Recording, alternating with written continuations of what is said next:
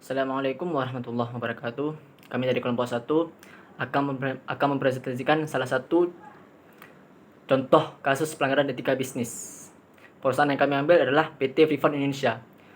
Sebagaimana yang kita tahu, PT Freeport Indonesia merupakan jenis perusahaan multinasional, yaitu perusahaan internasional atau transnasional yang berpusat di satu negara, tetapi cabangnya ada di berbagai negara maju dan berkembang. Mogoknya hampir seluruh pekerja PT Freeport Indonesia disebabkan karena perbedaan indeks standar gaji yang diterapkan oleh manajemen pada operasional Freeport di seluruh dunia.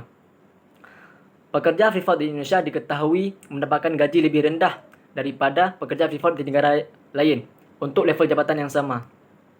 Sejauh ini, perundingannya masih menemui jalan buntu. Manajemen Freeport bersikeras menolak tuntutan pekerja. Entah apa dasar pertimbangannya, biaya CSR kepada sedikit rakyat Papua digembor-gemborkan. Itu pun tidak seberapa karena tidak mencapai 1% keuntungan bersih.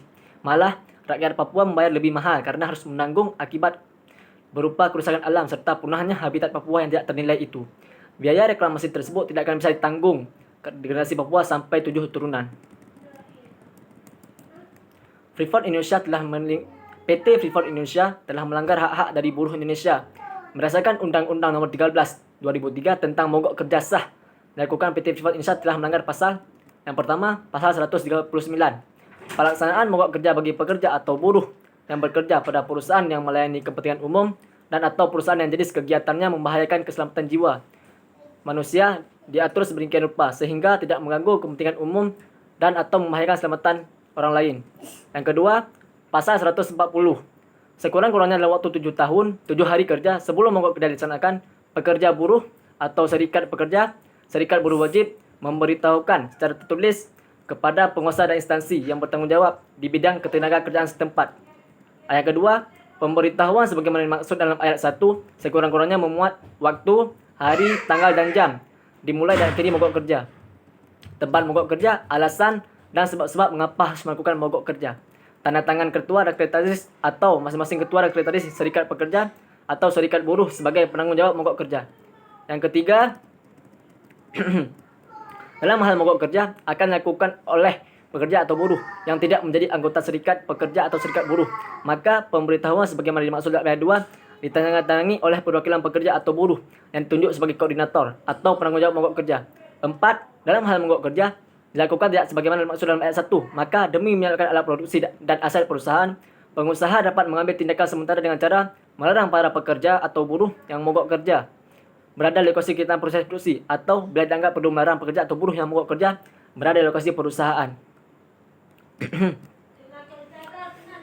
Pasal 22, setiap orang berhak atas pekerjaan, berhak dengan bebas memilih pekerjaan, berhak akan terlaksananya hak-hak ekonomi, sosial, dan budaya yang sangat diperlukan untuk martabat dan pertumbuhan bebas pribadinya melalui usaha-usaha nasional maupun kerjasama internasional dan sesuai dengan pengaturan sumber daya setiap negara. PT Freeport Indonesia melanggar Undang-Undang Nomor 11 1967 tentang ketentuan-ketentuan pokok pertambangan yang sudah diubah dengan Undang-Undang Nomor 4 2009. Dari pembahasan di atas dapat disimpulkan bahwa PT Freeport Indonesia telah melanggar etika bisnis dan melanggar undang-undang. Hak didasarkan atas martabat manusia dan martabat semua manusia itu sama. Karena hak sangat cocok dengan zona pemikiran demokratis, PT Freeport Indonesia sangat tidak etis, di mana kewajibannya terhadap para karyawan tidak terpenuhi. Karena gaji yang terima tidak layak dibandingkan dengan pekerja Freeport di negara lain. Padahal PT Freeport Indonesia merupakan tambang emas dengan kualitas emas terbaik dunia. Saran dari kelompok kami sendiri, sebaiknya pemerintah Indonesia cepat menanggapi masalah ini dan cepat menanggungi permasalahan PT Freeport Indonesia. Karena begitu banyak SDA yang ada di Papua, tetapi masyarakat Papua khususnya dan negara Indonesia tidak menikmati hasil dari kekayaan alam di Papua. Jangan sampai Amerika mendapatkan semakin banyak untung dari kekayaan yang dimiliki oleh negara kita sendiri. Terima kasih, hanya ini dari kami. Sekian, Assalamualaikum warahmatullahi wabarakatuh.